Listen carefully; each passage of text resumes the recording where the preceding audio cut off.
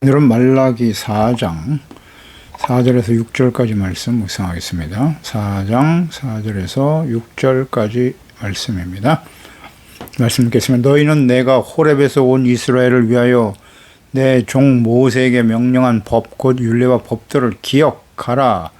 보라, 여호와의 크고 두려운 날이 이르기 전에 내가 선지자 엘리야를 너에게 보내리니 그가 아버지의 마음을 자녀에게로 돌이키게 하고 자녀들의 마음을 그들의 아버지에게로 돌이키게 하리라. 돌이키지 아니하면 두렵건대 내가 와서 저주로 그 땅을 칠까 하노라 하시니라. 아멘. 그리스도와 세례 요한을 보내실 하나님의 계획, 하나님의 뜻. 하나님께서는 장차 용광로 불같은 심판을 행하실 것이다 라는 말씀하시네요. 여호와의 정한 날이 있다. 그래서 교만하고 악을 행하는 자들, 하나님을 섬기지 않는 자, 하나님을 경외하지 않는 자들, 이들은 다 지푸라기 같아서 하나님의 심판의 날에 불타버리게 될 것이다 라는 말씀하시죠. 그러니까 하나님을 경외하지 않고 섬기지 않고 교만하고 악을 행하며 돌이키지 않는 이 사람들, 하나님의 백성들이죠. 주로 무지와 완악함입니다. 짐짓지에 빠지지 않도록 정말 조심해야 됩니다. 하나님의 백성들이 무죄와 완악함 때문에 하나님의 공의의 심판 앞에 서게 되었거든요. 하지만 하나님을 경외하고 즉 하나님과 그 말씀 앞에서 자신의 죄를 깨닫고 회개하고 하나님께서 보내신 예수 그리스도를 믿고 순종하는 사람들, 그들에게는 하나님의 의로운 해가 떠오른다. 그 의는 바로 예수 그리스도이시죠. 예수님이 오셔서 이롭다함을 얻게 하시고 모든 질병을 치료해 주시며 구원과 영원한 생명을 주실 것을 약속하셨습니다. 이어서 4절에 이제 말라기 마지막 부분이죠. 4절에 너희는 호렙에서 온 이스라엘을 위하여 내 종 모세에게 명령한 법 곧 율례와 법도를 기억하라 말씀하시네요. 말라기 선지자는 구약 시대 구약의 마지막 선지자입니다. 그러니까 애굽에서 하나님의 은혜로 구원받은 이스라엘 백성들이 가나안 땅에 들어가기 전 하나님께서 시내산에서 친히 강림하시고 임재하시고 하나님의 사람 모세를 통해서 하나님의 백성들이 반드시 지켜야 돼야 율법을 주셨어요. 율법만 주신 것이 아니라 율법을 온전히 지키지 못할 것을 아셨기 때문에 율법을 통해서 죄를 깨닫고 용서받을 수 있도록 성막을 짓게 하셨죠. 제사법도 허락해 주셨고요. 그래서 이 율법의 내용은 복잡한 것 같아도 십계명으로 요약될 수 있고요. 십계명은 또한 1계명 4계명까지 하나님 사랑, 5계명에서 10계명까지는 이웃 사랑이죠. 그러니까 하나님 사랑, 이웃 사랑이에요. 그리고 이것을 지켜 순종하는 것이 의의 삶인 것이죠. 의의 기준이 되는 것입니다. 그러니까 하나님의 백성이라면 하나님의 다스림을 받는 하나님의 나라의 거룩한 백성이라면 반드시 지켜 순종해야 될 명령이고 하나님의 뜻인 것이죠. 그래서 가나안 땅 들어가기 전에 하나님께서 시내산에서 광야에서 율법을 주신 것입니다.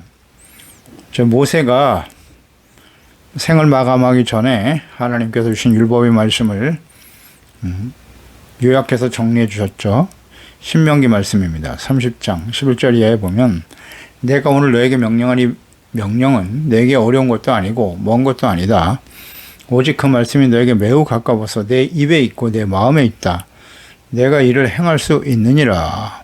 보라, 내가 오늘 생명과 복과 사망과 화를 내 앞에 두었나니 곧 내가 오늘 너에게 명령하여 내 하나님 여호와를 사랑하고 그 모든 길로 행하며 그 명령과 규례와 법도를 지키라 하는 것이라. 그리하면 조건절 내가 생존하며 번성할 것이고 또 너희 하나님 여호와께서 너희가 가서 차지할 땅에서 너에게 복을 주실 것이다 라는 말씀을 하셨어요. 약속이죠. 말씀이 멀리 있는 게 아니라고요. 가까이서 듣고 보고 읽고 묵상하고 깨닫고 순종할 수 있도록 하셨다. 가까이 두셨다는 겁니다. 그래서 하나님을 사랑하는 것이 동기가 돼야 돼요. 여호와를 사랑하고 그 길로 행하되 명령과 규례와 법도를 지키는 것이다. 주님의 길을 따르는 것은 주님의 명령과 법도를 지켜 행하는 거예요. 종교적인 의식을 행하는 게 아니고요. 하나님의 길을 따른다는 것은, 하나님을 사랑하는 것은 예배 횟수, 신앙의 연수, 내가 주님을 위해서 얼마나 많은 것을 헌신하고 드렸느냐, 그게 아니고요. 주님의 명령과 규례와 법도를 지켜 행하고 있는가? 주님을 사랑하는 자는 곧 그 계명을 가지고 지키는 거예요. 말씀을 따라 순종하는 것입니다. 하나님의 자녀라면 반드시 지켜야 된다. 가나안 땅 들어가기 위해서 이제 모세는 들어가지 못했고 여호수아에게 그 사명이 위임되었죠. 여호수아 1장 8절에 이 율법책을 내 입에서 떠나지 말게 하며 주야로 그것을 묵상하며 그 안에 기록된 대로 다 지켜 행하라. 그리하면 조건절 내 길이 평탄하게 될 것이며 내가 형통하리라. 아멘. 여호수아가 가나안 7족속들과 전쟁을 해야 돼요. 그냥 얻을 수 있는 땅이 아닙니다. 전쟁에서 승리할 때 가나안 땅이 주어지게 되는 것인데, 그럼 어떻게 싸워서 이길 것인가? 군사적, 전술적 힘을 키워야만 이길 수 있을까? 아니라고 말씀하죠. 하나님의 말씀을 잘 지켜 행하고 묵상하고 그 가운데로 기록된 대로 지켜 행하라는 거예요. 순종하라. 그리하면 내 길이 평탄하고 형통할 것이다 라는 약속을 주셨죠. 네, 가나안 정복, 그러니까 가나안 땅에 들어간다라고 하는 것은 젖과 꿀이 흐르는 땅에서 경제적으로 안정적으로 살아가는 그런 의미이기보다는 하나님이 다스리시는 하나님의 나라를 세우는 거예요. 그리고 하나님의 거룩한 백성으로 살아가는 것입니다. 하나님의 나라에 살아가야 될 이스라엘, 거룩한 백성들은 반드시 하나님의 말씀을 잘 듣고 지켜 순종하고 말씀을 통해 죄를 깨닫고 하나님의 성전에 나가서 온전한 제사와 예배를 드림으로써 용서받고 의롭다함을 얻고 하나님과 화목되어져 가는 거예요. 그러니까 가나안 정복, 하나님의 나라를 세워가는 일, 이것은 꼭 천국을 향해 가는 하나님의 자녀들에게 주시는 약속과 명령입니다. 지켜 행할 수도 있고 지켜 행하지 않을 수도 있어요. 우리에게 자유의지를 주셨단 말이죠. 그러니까 우리의 의지와 결단이 필요한 일이다. 선택하라는 거예요. 결정하라. 언제나 그러세요. 하나님은 강제로 하기 싫은 걸 억지로 하게 하시지 않아요. 하나님 우리에게 말씀하시고 내가 그것을 지켜 순종하든지 아니면 불순종하든지, 그러나 그 결과에 대해서는 하나님의 공의로 판단하실 것이다 라는 하나님의 뜻인 거죠. 그래서 예수 그리스도를 통해서 이루실 하나님의 그 구원의 언약, 이것이 이제 율법 안에 사실은 다 들어있는 거예요. 들어있습니다. 그래서 하나님의 백성들은 하나님의 백성 이스라엘의 생명, 사망, 복과 저주, 즉 흥망성쇠는 하나님께서 주신 율법의 말씀에 대한 태도에 달려있는 거예요. 이것은 모든 시대, 예수 그리스도를 보내신 이후에 오늘날 우리에게까지 마찬가지예요. 이것은 변함없는 하나님의 뜻입니다. 그러니까 예수 그리스도를 보내시고 믿는 자들에게 의롭다함과 구원을 은혜로 얻게 하시는 하나님, 그 이후에 어떻게 해야 돼요? 하나님의 자녀들과 백성들에 대해 하나님의 율법의 말씀과 뜻을 잘 지켜 행하라. 이것은 변함없는 하나님의 뜻이에요. 구약시대에 애굽에서 구원받은 이스라엘 백성들이 애굽에서 구원받았죠. 그것도 은혜로 구원받은 겁니다. 그들이 한 일은 아무것도 없어요. 오늘날 예수 그리스도를 보내시고 예수 그리스도를 믿음으로 의롭다함을 얻게 하는 것 역시 마찬가지. 우리가 구원에 이르는 것은 애굽에서 이스라엘 백성들이 구원받은 것처럼 우리는 은혜로 구원받은 거예요. 구원에 대해서는 우리가 한 일이 아무것도 없어요. 그러나 그 이후에 어떻게 살아야 하나요? 이게 중요하거든요. 그래서 마태복음 5장 17절 산상수훈이죠. 내가 율법이나 선제를 폐하러 온 줄을 생각하지 말라. 폐하러 온 것이 아니요 완전하게 하려 함이라. 진실로 너에게 이르노니 천지가 없어지기 전에는 율법의 1.1획도 결코 없어지지 아니하고 다 이루리라. 그러므로 누구든지 이 계명 중에 지극히 작은 것 하나라도 버리고 또 그같이 사람을 가르치는 자는 천국에서 지극히 작다 일컬음 받을 것이고 누구든지 이를 행하며 가르치는 자는 천국에서 크다 일컬음을 받으리라. 내가 너에게 이르노니 너의 의가 서기관과 바리새인보다 더 낫지 못하면 결코 천국에 들어가지 못하리라. 의가 없으면 못 들어가요. 옛사람에게 말한 바 살인하지 말라. 누구든지 살인하면 심판을 받게 되리라 했다는 것을 너희가 들었으나, 그 의에 대해서 설명하시면서 또 율법을 폐하러 온 것이 아니라 완전하게 하려 하심이라 말씀하셨고, 바로 이제 5계명서부터 6계명서부터죠. 6계명 살인하지 말라라는 계명을 다시 적용시키는 거예요. 예수 믿고 은혜로 구원받은 하나님의 자녀들이 지켜야 될 폐하여지지 않은 율법, 살인하지 말라. 사람을 죽이지 않는 것만이 살인이 아니라는 거죠. 형제를 미워하거나 욕을 하거나 어리석은 사람이라고 말하는 거, 그것도 역시 살인이다. 지옥불에 들어간다 라고 말씀하셨거든요. 그러니까 율법에 나타난 하나님의 뜻은 변하지 않아요. 폐하여지지 않았다는 사실을 인정해야 돼요. 율법을 지켜서 구원받는 것, 그것은 잘못된 가르침, 거짓이죠. 구원을 은혜로 받고 은혜 받은 이후에 하나님의 말씀을 잘 지켜 순종하는 거룩한 하나님의 자녀 백성으로 살아가야 한다는 것이죠. 이게 하나님의 뜻이에요. 그러니까 율법을 완전케 하시는 구체적 말씀이 바로 산상수훈이에요. 구약 성경에 있어서 모세 오경이 하나님의 백성들의 기초예요. 하나님 그 당시에 구약 시대 백성들뿐만이 아니에요. 예수 그리스도를 믿고 구원받은 우리들도 마찬가지예요. 모세 오경을 모르면 온전한 하나님의 자녀로 살아갈 수 없습니다. 온전한 제사와 예배를 드릴 수 없어요. 모세 오경이 기초입니다. 그것을 요약해서 예수께서 설명하신 말씀, 친히 가르쳐 주신 말씀이 바로 산상수훈인 거예요. 마태복음 5장, 6장, 7장 아주 간단하게 요약해 주셨죠. 더 엄격하게 적용시키셨습니다. 이걸 모르면 안 됩니다. 구약시대 하나님의 백성들의 멸망의 원인은 뭐라고요? 무지와 완악함이에요. 몰라요. 하나님과 하나님의 뜻을 몰라요. 하나님의 자녀와 백성들이 무엇을 어떻게 해야 할지 모르고 자신들이 얼마나 심각한 죄인인가를 모른단 말이죠. 말씀을 모르면 자기 죄도 모르게 돼 있어요. 자기가 얼마나 심각한 죄인인가를 알 수 없는 것입니다. 마찬가지입니다. 그래서 이스라엘 백성들은 멸망의 길을 갖고 우상을 향해 달려갔어요. 하나님을 모르고 자신들이 말씀을 모르고 자신들이 얼마나 심각한 죄인인가를 몰랐고, 이를 깨우쳐 주기 위해서 선지자들을 부지런히 보내셨으나 듣지 않았죠. 완악함. 오늘도 마찬가지입니다. 예수 그리스도를 믿고 은혜로 구원받았어요. 우린 이방인들 아닙니까? 하나님이 택한 백성, 언약의 백성이 아니에요. 이방인들 중에 은혜로 구원받은 저희들인데, 구원받은 이후에 우리가 하나님의 뜻대로 살아가기 위해서는 하나님의 말씀과 뜻을 바르게 이해하고 깨닫고 있어야 되잖아요. 그것을 구체적으로 요약해서 가르쳐 주신 말씀이 산상수훈입니다. 산상수훈 모르면 안 돼요. 무지하면 안 됩니다. 하나님의 뜻이 궁금하다. 산상수훈을 깊이 묵상하세요. 그리고 그 말씀에 드러난 자신들의 죄악된 모습을 그대로 실천하지 않으면 그게 바로 죄가 되는 거니까요. 깨닫고 돌이켜야 합니다. 생명과 사망, 복과 저주가 이 말씀에 대한 태도로 결정되는 거 잊지 말고요. 산상수훈을 모른다. 팔복이 뭔 줄 모른다. 글쎄요. 과연 하나님 앞에 설 수 있을까요?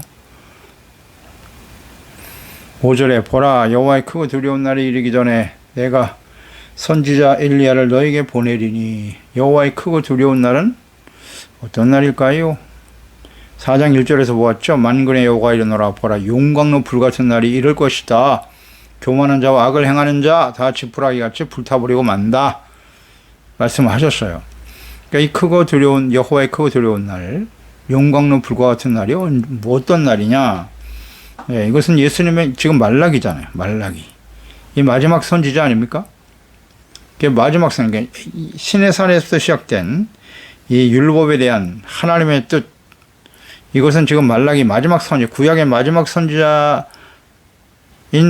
말라기 시대에 또다시 동일하게 율법에, 신의 산에 주셨던 율법의 말씀이 변하지 않는 하나님의 말씀이 이것을 지켜 순종해야 한다고 선포하고 계시죠. 그러니까 아무리 시간이 지나도 율법에 나타난 하나님의 뜻은 절대 변하지 않는다는 거예요. 이거 정말 놓치면 안 됩니다. 충분히 우리가 살펴봤죠. 그리고 말라기 선지자 이게 시대에 마지막 선지자죠. 더 이상 이제 하나님의 계시의 말씀이 없는데 크고 두려운 날이 그럼 언제겠느냐? 언제겠는가? 이것은 사실 예수님의 초림과 재림의 초점에 맞춰져 있다고 보면 돼요. 그러니까 예수 그리스도를 보내주시는 날, 예수께서 오시는 목적은 사실 구원에 있었죠. 초림하신 예수님이 분명 구원에 초점을 맞추고 있어요. 그런데 그 예수 그리스도를 거부하고 십자가에 못 박아 죽인 대제사장과 서기관들, 유대인들, 예수님은 십자가에 못 박아야 된다고 소리치면서 그의 피를 자신들과 후손들에게 돌리라고 자신만만하게 소리쳤죠. 유다 백성들. 어떻게 됐나요? 결국 로마에 의해서 완전히 멸망당하고 말았어요. AD 70년이에요. 70년에 멸망당했죠. 그러니까 예수 그리스도를 믿고 주로 영접한 자들에게는 구원과 영생이 주어지지만 거부하는 자들에게는 하나님의 진노의 심판이 임하게 되었다는 거예요. 그게 용광로 불같은 날이 되는 거예요. 예수 그리스도를 거부할 때. 그래서 요한복음 3장 17절, 18절 하나님의 그 아들을 세상에 보내신 것은 세상을 심판하려 하심이 아니고 그로 말미암아 세상이 구원을 받게 하려 하심인데 그를 믿는 자는 심판을 받지 않는 것이고 믿지 아니하는 자는 하나님의 독생자의 이름을 믿지 아니함으로 벌써 심판을 받은 것이다. 이게 용광로 불같은 날이요. 여호와 하나님의 크고 두려운 날이 되는 거예요. 예수 그리스도를 부인하고 믿고 용서받고 의롭다함을 얻을 수 있는 기회를 주신 것인데 마지막 기회를 주신 거죠. 근데 이걸 거부할 때 용광로 불같은 크고 두려운 날이 될 것이라는 거죠. 영접하지 않는 자들에게는. 말씀대로 되었습니다. 예수님을 십자가에 못 박고 이스라엘 백성들은 어떻게 되었나요? 로마에서 멸망을 당하고 2000년 동안 나라가 없이 난민이 되고 말았잖아요. 예. 혐오의 대상이 되어버렸고요. 심판을 받은 것이다.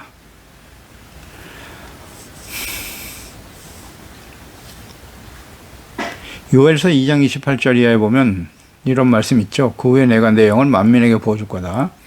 너희 자녀들이 장래일을 말할 것이고 너희 늙은이는 꿈을 꾸며 너희 젊은이는 이상을 보게 됐고 그때 내가 또 내 영을 남종과 여종에게 부어줄 것이다.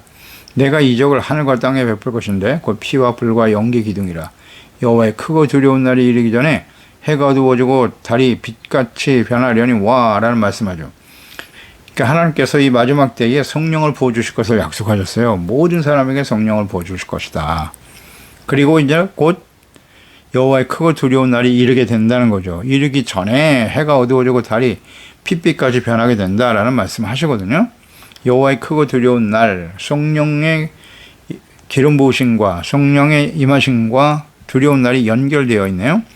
그 성령이 언제 임했습니까? 예수님께서 십자가에 죽으시고 부활하신 이후에 성령을 부어주셨고 예수 그리스도를 거부하고 성령의 인도하심을 거부한 하나님의 백성들은 하나님의 크고 두려운 날 심판 가운데 떨어지게 되었죠. 이것은 예수님의 재림과 자연스럽게 연결되는 겁니다.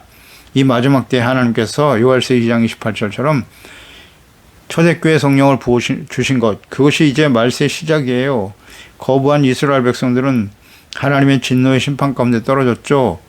마찬가지로 이 마지막 때에 하나님께서 성령을 부어주심으로 20세기 초반에 시작된 이 성령의 역사가 19세기, 20세기 말 20세기 초반부터 시작된 성령의 역사죠. 19세기 말에도 있었습니다만 이런 강력한 성령의 역사가 일어나면서 이게 성령의 기름 부심이죠. 모든 사람들이 성령으로 험나고 성령으로 충만해서 성령님의 인도하심을 따라 땅 끝까지 복음을 전파하고 선교사들을 파송하고 복음이 전파되는 역사가 일어났어요. 그래서 땅 끝까지 복음이 전파되고 모든 민족에게 복음이 전파되면 이제 끝이 오겠죠. 이것이 다 성령을 부어주시는 마지막 때의 증상이에요. 현상이고 징조이죠. 그 다음에 이제 크고 두려운 여호와의 크고 두려운 날이 이를 것인데 이것이 예수님의 재림과 연결되어 있는 거예요. 초림과 재림. 실제로 이스라엘은 예수님의 초림하신 예수님을 거부했고 지금 하나님께서 2000년이 지난 1948년에 이스라엘을 독립시켜 주셨지만 이들은 끊임없이 지금도 예수님을 그리스도로 인정하고 있지 않죠. 끊임없이 계속 거부하면 예수님의 재림과 그 다음 크고 두려운 날에 참여하게 될 거예요. 과거에 그랬듯이 마지막 역사 속에도 그렇게 되겠죠. 그리고 예수님의 초림을 알리기 위해서 예수 그리스도를 증거하기 위해서 미리 보내주실 선지자 엘리야를 약속하셨어요. 엘리야를 약속하셨다. 이는 예수님보다 먼저 보내심을 받아 예수께서 하나님의 아들 그리스도임을 증거하기 위해서 미리 보낼 사람이라고 예언하셨는데 이 사람이 누굽니까? 세례 요한이죠. 세례 요한을 보내줄 것을 예언하셨고 약속하셨고 그대로 성취되었습니다. 먼저 보낼 선지자 엘리야, 이 사람은 곧 세례 요한이다. 예수님께서 직접 증거하셨습니다. 마태복음 11장 10절에 기록된 바 보라 내가 네 사자를 내 앞에 보내노니 그가 너의 길을 내 앞에 준비하리라 하신 것이 이 사람에 대한 말씀이니라. 내가 진실로 너에게 말하노니 여자가 낳은 자 중에 세례 요한보다 큰 이가 일어남이 없도다. 그러나 천국에서는 극히 작은 자라도 그보다 크니라 라고 말씀하셨고, 그러니까 이 10절 말씀은 바로 이 말라기 4장 말씀, 4장 5절의 말씀을 그대로 인용하신 거예요. 이 사람이 누구냐? 바로 세례 요한이라고 직접 증거하셨습니다. 증거하셨어요. 그래서 세례 요한은 이 땅에 말씀대로 와서 자기 자신에 대해서 증거할 때 요한복음 1장 10절이죠. 요한이 드러내어 말하고 숨기지 아니하니 드러내야 하는 말이 나는 그리스도가 아니다. 많은 사람들이 세례 요한을 그리스도인 줄 알고 따랐죠. 그런데 아니라고 부정하면서 요한이 대답하되 나는 물로 세례를 베풀거니와 너희 가운데 너희가 알지 못하는 한 사람이 있었으니 곧 내 뒤에 오시는 그이라 그리스도. 나는 그의 신발끈을 풀기도 감당하지 못하겠노라 하더라. 이튿날 요한이 예수께서 자기의 나오심을 보고 이르되 보라 세상 죄를 지고 가는 하나님의 어린 양이로다 라고 증거했어요. 그리스도보다 먼저 보내실 선지자 엘리야는 세례 요한입니다. 말씀대로 됐죠? 다 예언돼 있어요. 하나님이 다 약속하셨고 이 세상의 모든 역사는 하나님의 계획과 뜻대로 되는 겁니다. 뜻대로 돼요. 모든 예언이 다 성취되지 않습니까? 그러면 그리스도를 보내시고 그 이전에 세례 요한을 먼저 보내시는 하나님의 뜻, 역할과 세례 요한의 역할과 사명 무엇일까요? 6절에 그가 아버지의 마음을 자녀에게로 돌이키게 하고 자녀들의 마음을 그들의 아버지에게로 돌이키게 하리라. 그러나 돌이키지 않으면 두려운 일이 다가온다는 거예요. 내가 와서 예수님이 재림하신답니다. 초림과 재림이 다 들어있죠. 저주로 그 땅을 칠까 하노라 하시니라. 아멘. 아버지와 아들의 관계, 하나님과 언약의 백성은 아버지와 아들의 관계예요. 아버지는 하나님, 자녀는 하나님이 택한 이스라엘, 예수 믿고 구원받은 하나님의 자녀들이겠죠. 돌이키게 하는 거예요. 돌이키게. 하나님께로 돌아오는 거예요. 하나님 아버지께로 돌아온다. 돌이키게 한다는 건 무슨 뜻이겠어요? 죄악된 길에서 돌이켜 회개하고 보내신 자 예수 그리스도를 믿고 구원받아 죄사함 받고 용서받고 의롭다함을 얻어 하나님과의 관계가 회복되는 거죠. 자녀들의 마음을 아버지에게로 돌리고 아버지의 마음을 자녀에게로 돌이키게 한다. 이제 죄로 인해서 하나님과 원수된 사람들이었잖아요. 이스라엘 모든 사람들이. 그런데 하나님의 아들이 예수 그리스도께서 십자가에서 자신의 몸을 화목제물로 내어주심으로써 죄사함 받고 하나님과 화목하게 되고, 그래서 아버지의 마음이 자녀들에게 돌아오게 하는 거예요. 자녀들을 구원하고 불쌍히 여기고 또 자녀들은 아버지께로 회개하고 돌아와 관계가 회복되는 겁니다. 만약 그렇게 하지 않으면 내가 와서 저주로 그랬잖아요. 저주는 긍휼 없는 심판을 의미하는 거라고 그랬죠. 하나님은 자비와 긍휼이 풍성하신 분이 영원하신 분입니다. 그러나 기회를 주셔도 오래 참으시죠. 그래서 돌이키지 않으면 이제 하나님의 긍휼이 없는 심판이 임하게 되는데 그게 바로 저주입니다. 땅을 칠까 하노라 그랬어요. 땅, 이스라엘을 시작으로 해서 이 땅의 모든 사람들이 하나님의 공의 앞에 서게 될 것이 있다 라는 말씀입니다. 그러니까 예수님의 초림과 재림이 다 들어있어요. 그러니까 재림과 마지막 환난을 통해서 이루시려고 하는 하나님의 변함없는 뜻이다. 아버지와 아들의 관계로의 회복. 심판 이후에, 그러니까 하나님이 공의를 심판하시는 목적은 아버지와 아들과의 관계를 회복시키기 위해서예요. 히브리서 12장에 말씀하신 것처럼 그 아들이 자녀를 징계한 같이 아버지가 그 자녀들을 징계하시는 거라고. 징계하지 않는 것은 그는 아들이 아니고 사생아라 라고 말씀하시죠. 그렇게 징계하고 연단하는 것, 그 징계받는다는 것이 당신 쉽지 않죠. 마음이 아프고 어렵지만 그러나 연단을 받은 자에게는 의와 평강의 열매를 맺게 하시는 것이다 라고 말씀하셨어요. 그리고 이제 예수 그리스도의 재림도 마찬가지인데요. 예수님이 재림하시고 요한계시록의 마지막 심판이 이 땅에 쏟아질 거예요. 쏟아진 이후에 하나님께서 계시록 21장 7절에 말씀하시죠. 새 예루살렘 성을 보여주시면서 이기는 자는 이것들을 상속으로 받게 될 것이다. 나는 그의 하나님이 되고 그는 내 아들이 되리라. 하나님과 아들의 관계 회복. 이것이 성경 마지막이에요. 마지막 심판이 땅에 쏟아지고 연단받은 자들, 그 이후에 세워질 하나님의 나라, 하나님의 아버지와 아들과의 관계 회복. 성경 마지막이라니까요. 이게 성경 전체나 다 하나님의 뜻인 거예요. 하나님 우리 아버지세요. 우리를 지으신 분이에요. 그 아버지께로 돌아가는 거예요. 아버지께 돌아가는 거예요. 하나님 아버지는 기다리고 계시고 예수 그리스도를 통해서 화목하게 하시고 하나님과의 관계가 회복되게 하시기를 원하시는 하나님 아버지의 뜻, 이것을 잘 바르게 이해하고 우리의 주어진 기간 동안 이제 곧 예수님이 재림하실 날이 임박한데요. 하나님의 거룩한 자녀 백성으로 살아갈 수 있도록 이 기회를 놓치지 않는 지혜로운 종들이 되어야 할 것입니다. 기도하겠습니다. 하나님 아버지, 하나님께서는 말라기 선지자, 마지막 선지자죠. 이 구약시대의 마지막 선지자에게 하시는 말씀은 하나님이 애굽에서 구원받아 시내산에서 광야에서 주신 모세를 통해 주신 율법, 이것을 기억하라, 잊지 말고 기억하라고 구약시대의 마지막 선지자에게 다시 한번 강조하셨네요. 그러니까 율법에 나타난 하나님의 뜻은 변하지 않는다는 거예요. 예수님께서 확인시켜 주셨고요. 또 예수님께서는 이 계명을 한 문장으로 요약하셨죠.